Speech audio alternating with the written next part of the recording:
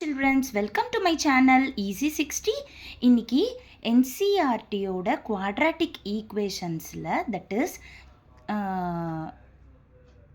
Just ஒரு sample பேப்பரில் இருக்கிற ஒரு கொஷினை டிஸ்கஸ் பண்ண போகிறோம். Very very important sum and also very very easy sum. இப்போ சால்வ் அப்படின்னு சொல்லிட்டு அவங்க 2 ஈக்குவேஷன்ஸ் கொடுத்துருக்காங்க.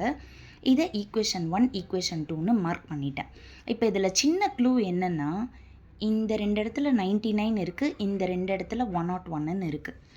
இந்த மாதிரி எக்ஸ் வேல்யூ ஒய் வேல்யூ இந்த மாதிரி மாறி மாறி இருந்துச்சு அப்படின்னா எலிமினேஷன் மெத்தட் அதெல்லாம் போட்டிங்கன்னா ரொம்ப டஃப்பாக இருக்கும்.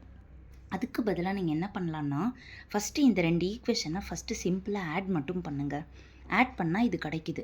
இப்போ இது எல்லாமே 200 டேபிள்ஸில் டிவைட் ஆகும். அதனால் டிவைடட் பை 200 பண்ணுங்கள். பண்ண பிறகு இந்த ஈக்குவேஷன் இவ்வளோ சிம்பிளாக மாறிடும். இதை தேர்ட் ஈக்குவேஷனை மார்க் பண்ணிக்கோங்க. இப்போ அதே 2 ஈக்குவேஷனை மைனஸ் பண்ணுங்கள். மைனஸ் பண்ணணுன்னா என்ன பண்ணணும், கீழே இருக்கிறதோட சைன் எல்லாம் சேஞ்ச் பண்ணணும்.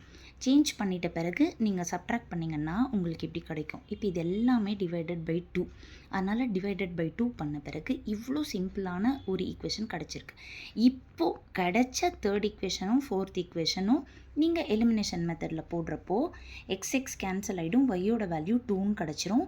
கிடைச்ச ஒய் வேல்யூவை தேர்ட் ஈக்குவேஷன்லையோ இல்லைனா ஃபோர்த் ஈக்குவேஷன்லையோ சப்ஸ்டியூட் பண்ணிங்கன்னா எக்ஸோட வேல்யூ கிடச்சிரும். பார்த்தீங்களா, வெறும் ஆட் பண்ணி மைனஸ் பண்ணுறதால இந்த சம்மை உங்களால் சிம்பிளாக போட முடியும்.